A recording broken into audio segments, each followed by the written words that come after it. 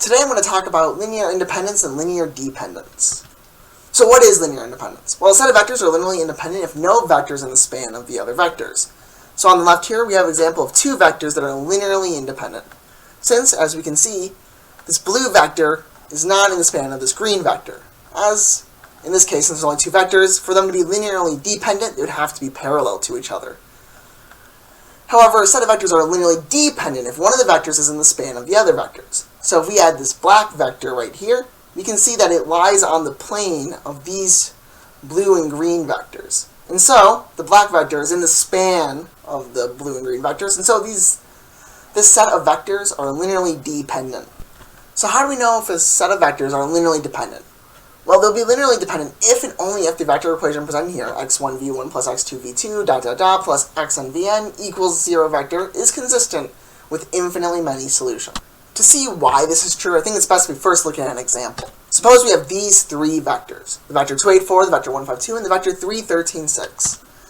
We can then write them as a matrix, in this case an augmented matrix, because remember, we are looking at this vector equation. We're trying to discover if there's an infinite amount of solutions to the linear combination of these vectors that equal the 0 vector.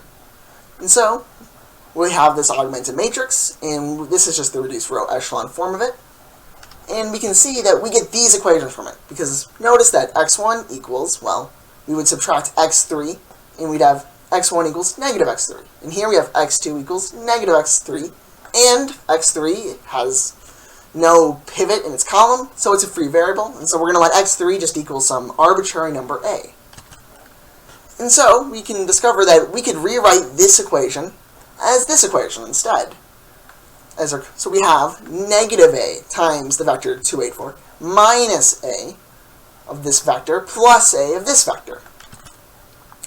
And by doing that, we can do some arithmetic, and after we do that arithmetic, we see that we have negative 2a minus a plus 3a minus 8a plus minus 5a plus 13, all of that, it's going to equal the 0 vector.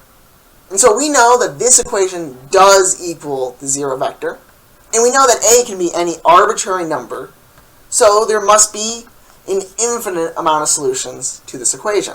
So let's look at what happened.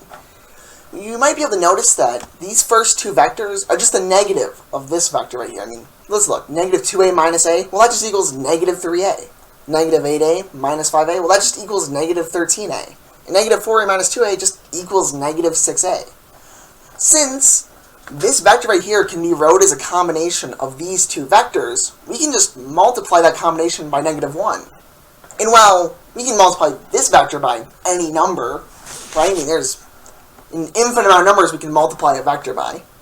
And since this is just a linear combination, this vector is just a linear combination of these vectors, then there's an infinite amount of ways to write that vector, but then just multiply by negative 1, so that when we add these vectors together, we get 0.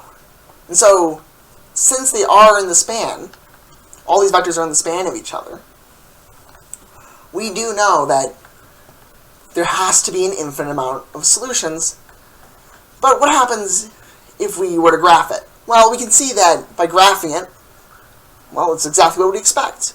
The three vectors lie on a plane. So these three vectors are, so we can say this red vector is in the span of these purple and blue vector right here. And that's what's happening. They're just in the span. And since we could write a linear combination of, say, the blue and purple vector to create this red vector, and just multiply by negative 1 so it faces the other direction, we can scale that by whatever we want.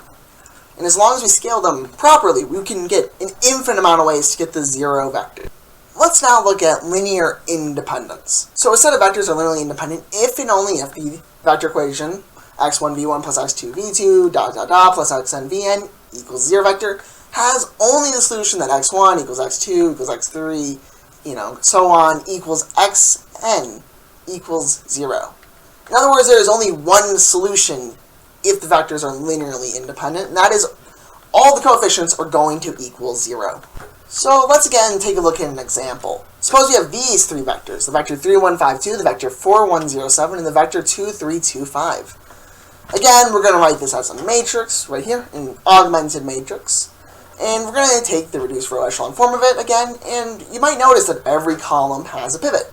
And you might also notice that, well, x1 equals 0, x2 equals 0, x3 equals 0. There's no free variables, and so recall that we're looking at solutions to this equation right here, since these are the three vectors that we're looking at.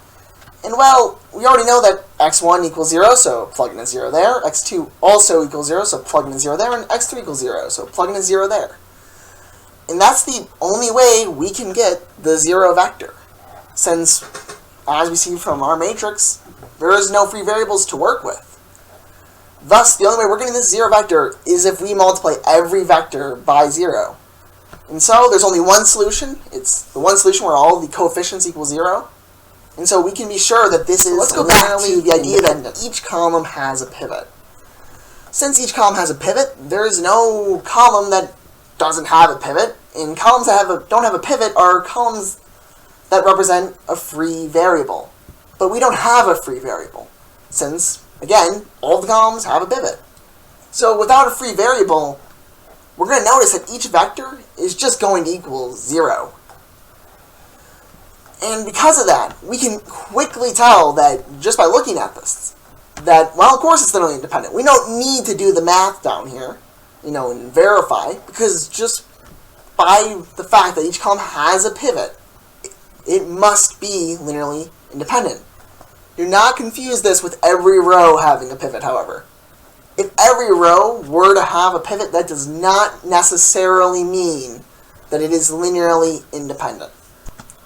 So let's just quickly look at an example to show why each row having a pivot does not mean it's linearly independent. I mean, suppose you have these three vectors, so vector 1, 2, vector 4, 3, vector 2, 4. Then we have their reduced row echelon form is just this right here. So we have a pivot in each row, and we're just assuming that it equals the zeros here. I didn't put the augmented matrix down. We're just assuming it, and we can see that, well, x1 equals negative 2x3, x2 equals 0, and x3 equals a. And then we get this equation down here. And we can see that this equation does hold for any value of a, because we have negative 2a times 1 equals negative 2a plus 2a. And then we have negative 2a times 2, which equals negative 4a, plus 4a equals 0. And this middle vector just is 0, so there is an infinite amount of ways to get the 0 vector. In fact, the third vector is parallel to the first vector. It's just 2 times the first vector. And so we do need to be careful to not look at the rows. We want to look at the columns when looking at the pivots.